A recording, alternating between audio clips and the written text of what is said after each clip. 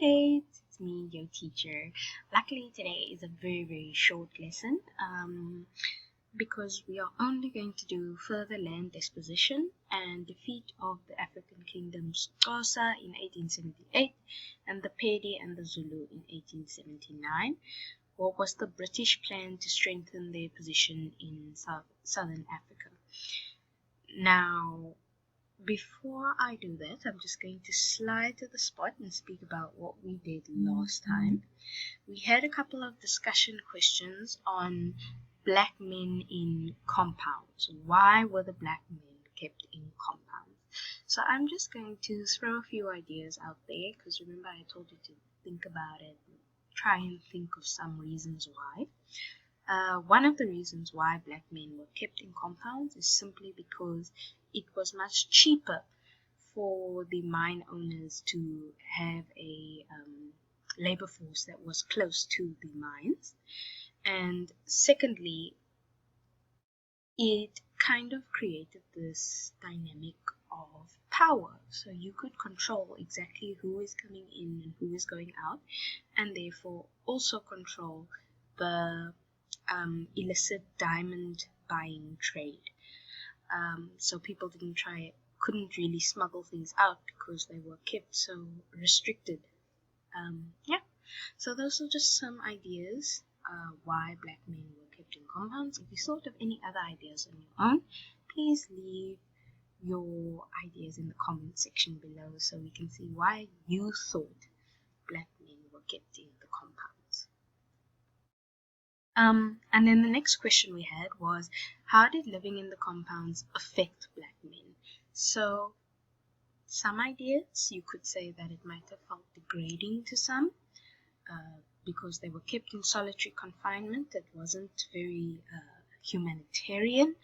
There wasn't a lot of focus on human dignity.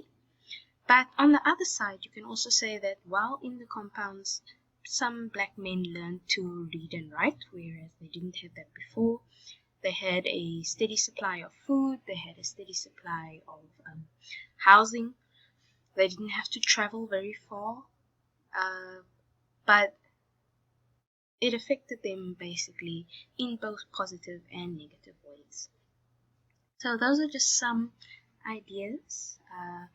If you have any other ideas that you came with, please put them in the comment section below so I can see how you're thinking about how did living in compounds affect black men.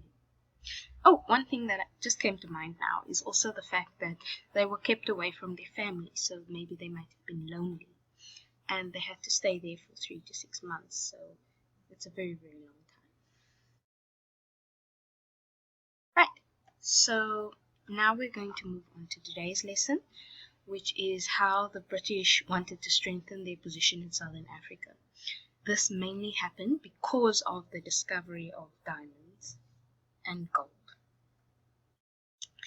So the discovery of diamonds made the British want to strengthen their position in southern Africa, obviously, because if they control southern Africa, then they control the wealth that southern Africa creates. And the idea is they want to send that wealth back to their own countries so that their countries can become very rich and powerful. They wanted to invest in mining these minerals. So they put a lot of money into southern Africa so that they could build these massive mines. And the ideas was that the bigger the mine, the more diamonds they can get out of it. And therefore, the richer they can become. They put pressure on the British authorities to take control of areas where the minerals were found. Now, the problem with that is that these areas were occupied by African chieftains. So in order to take control of these areas, those African chieftains needed to be disintegrated. They needed to be ended. And they also wanted to control the areas where people could be recruited to work on mines. So on the one hand, the British needed the land, and on the other hand, the British needed the labor.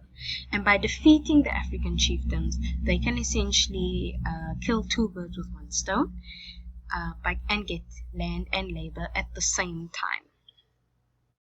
So what the British authorities did is they dispossessed the remaining African kingdoms of their land. What that means is that they took over the lands of the remaining African kingdoms. By the late 1870s, only the Xhosa, the Pedi, and the Zulu remained independent. By conquering them, fewer Africans would be able to farm their own living. So many African societies at this stage were subsistence-based, which essentially just means that they herded their own animals and they farmed their own materials. They didn't have a cash-based economy like the Europeans did. So it was mainly based on trading and getting cattle and getting farms. So the less land that they have, the less likely they will be able to do those things, and they're going to start to need cash, which would then force them to work for wages on white farms or on the diamond mines. So the Xhosa were defeated in 1878, the Pedi were defeated in 1879, and the Zulus were defeated in 1879. And that is it for this lesson. The next lesson that I'm going to speak to you about is the deep level gold mining on the Witwatersrand from 1886 onwards.